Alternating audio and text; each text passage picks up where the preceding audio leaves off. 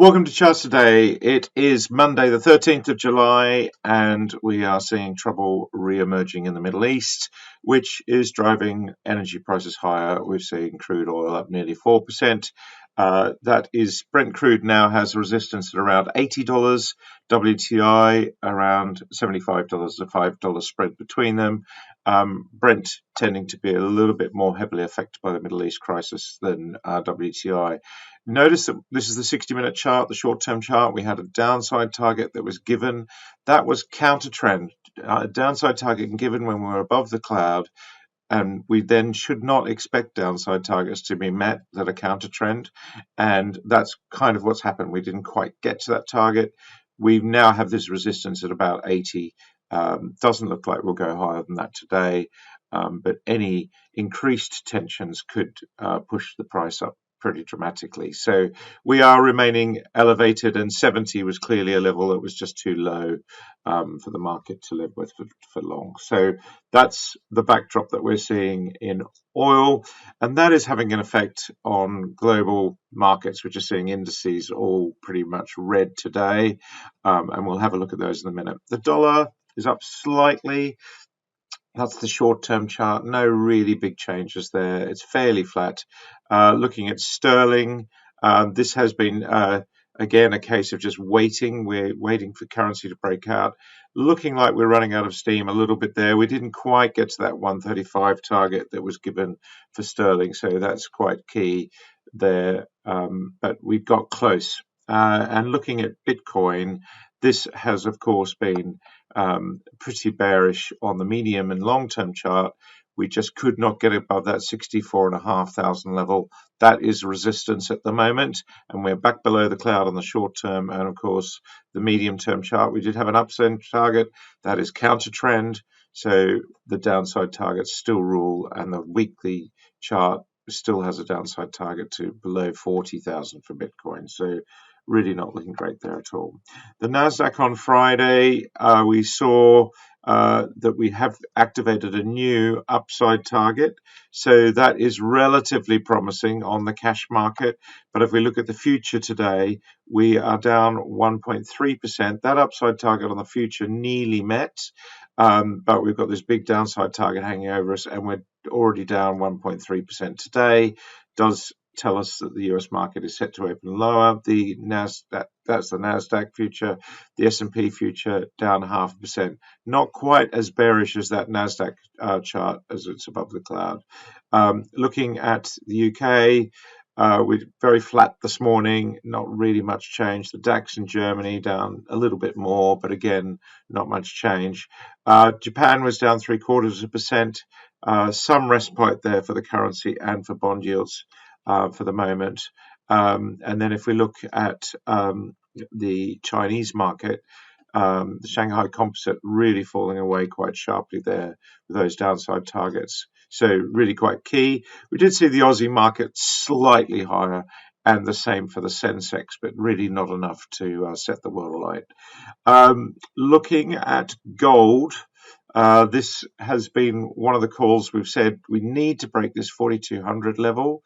We are trading between 4,000 and 4,200, and until we get a break, gold is still looking pretty bearish below the cloud.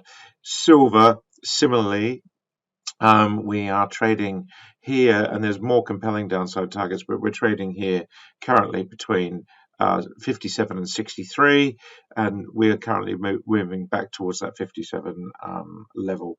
Palladium was one that was looking interesting last week. We had some upside targets. They were met. If we look at the daily chart, we've got an unactivated upside target, which would only be activated with a move above, say, $1,300. So really quite key there. Looking at US 10-year yields, they're up slightly, remaining elevated. A break above 470 would then give us over a 1-year high. SpaceX, this was one that was very, very interesting. This is the daily chart. Big engulfing candle there, another big directional candle, and a close on Friday below that 150 level. This is very worrying for SpaceX holders, And if we look here on the chart, we've got downside targets 138, 137, 133. Multiple downside targets to the same area is what we call a cluster. So we can actually see that is really looking quite serious for SpaceX. So everybody who's in SpaceX is pretty much sitting in a loss position. And so those 130s now beckon, and there'll be several investors just wanting to get out, basically because they're in loss. Apple was hitting that new high on Thursday, but just couldn't quite hold it on Friday. So we are just sitting at that 315 level. That is $315 is resistance. Microsoft, well, we've talked about Microsoft quite a lot in the past. It's a weak recovery. Meta was up 6%. And certainly that's looking a little bit better. If you look at the daily chart for Meta, we've got one upside target and potentially we'll activate another one. Do need to see that 700 level break. Nvidia are up 4%, so they're looking pretty strong. So that's quite key as well. Looking at the Dow, it was led by Nvidia, Caterpillar, another star performer, just pushing towards those medium-term targets. And then if we look at the Nasdaq 100, Meta was leading the way there, so that's really quite strong. And if we look at it was the non-chips, the chips and sort of tech. You're seeing here really big leads there on the Nasdaq.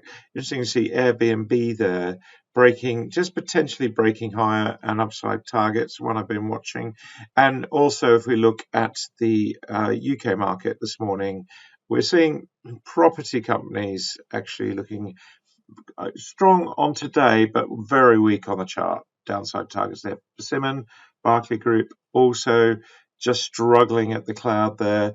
Rightmove, they've more than halved in the space of a year, from 830 down to just under $400. $400 a key level there. We are seeing, of course, BP and Shell up on renewed crude oil strength, although they have sold off. We've got new upside targets, counter trend, and that's for Shell. Auto Trader, another one that's been weak recoveries. Recoveries can take a very, very long time. Seeing supermarkets, we see Sainsbury's, that's looking stronger on the short-term chart than the medium term. And if you look at the long-term chart for Sainsbury's, it is bullish above the cloud, testing new highs. So that's quite key. And GSK, another one that is breaking above the cloud there short-term. On the downside today, we've got IAG. That's being hit with renewed strength in crude oil, their biggest cost. And we can see just across the board, even resources, Fresnillo, that's got downside targets. Antofagasta, mixed targets. So it's a very mixed picture for UK. And we're seeing banks down about 1%, Standard Chartered, Barclays, all just being hit slightly there. The market is generally quite weak. And that's what we have to watch out for. Is just the global picture is one of indices generally falling. So it's hard to find returns in these markets for sure. That's it for today. Keep an eye on those targets and those trends. Until tomorrow, happy charting. Bye for now.